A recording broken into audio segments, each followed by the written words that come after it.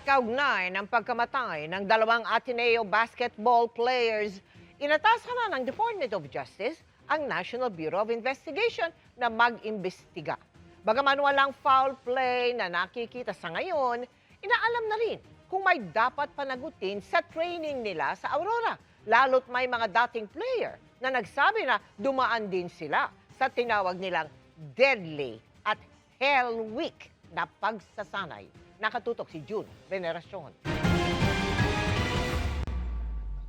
Kung mismo ikinamatay lang ang pag-uusapan, malinaw ang nakumpirma sa pagsusuri ng mga otoridad sa labi ni Ateneo basketball player Rene Baterbonia. Lumalabas po na asphyxia by drowning. Inaabangan naman ang resulta ng pagsusuri sa labi ni Divine Adili na namatay rin sa aktibidad. Lumabas din sa investigasyon na nasa hanggang bewang na lalim na tubig ang team ng Ateneo. Pero napunta sila sa biglang lalim na bahagi ng dagat at hinampas ng malalakas na alon. Noon nawala sina Baterbonia at Adili at natagpuan lang pagkatapos ng 30 hanggang 40 minuto, 5 dipa mula sa baybayin. Sabi ng PNP, lumayo ng 300 metro sa tapat ng resort ang team activity kahit pinayuhan umano sila ng resort management na sa tapat ng resort gawin ang mga aktibidad. Anong una po, nung unang dating po nila, nag-uusap po sila na ito yung kondisyon ng dagat natin dito sa tapat ng resort ay safe dyan, mababaw dyan. Alam natin ang sitwasyon ng dagat dyan. Pero po, gaya nga po na sinabi ko kanina, yung pong team ay gusto kumbaga ay po silang, humingi po sila na huwag silang pakialam sa gagawin nila activity.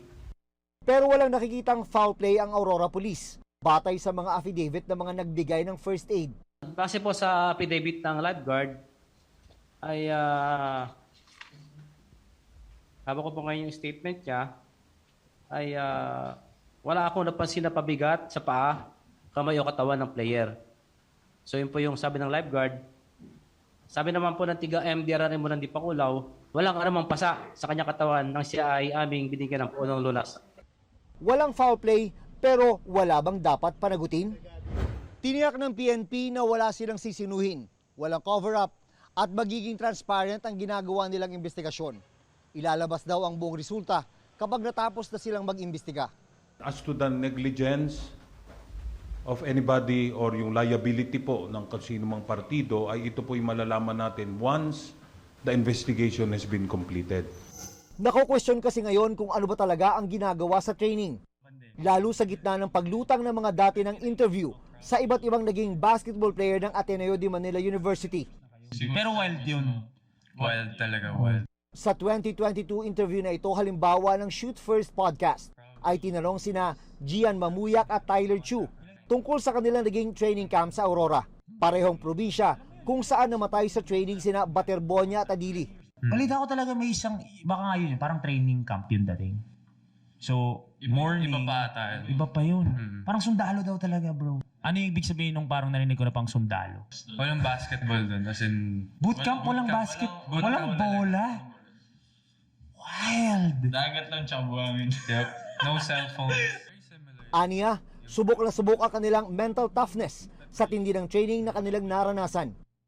Sa isang hiwalay na podcast naman, tinawag ng dati ring Ateneo player na si SJ Belangel ang ginawa nila sa Aurora bilang deadly training. Kung kailan utak na lang ang gagana at ang katawan hindi na. Hell Week naman ang tawag dito ni ex-Ateneo player Sean Ildefonso nang makapanayam din sa ibang podcast. Inatasan na rin ng Department of Justice ang National Bureau of Investigation o NBI na bumuo ng task force para imbestigahan ang pagkamatay ng dalawang student athlete. Ang NBI ang tutukoy kung merong sapat na basihan para irekomenda ang pagsasampa ng reklamo sa DOJ. June Veneracion, Nakatutok, 24 Oras.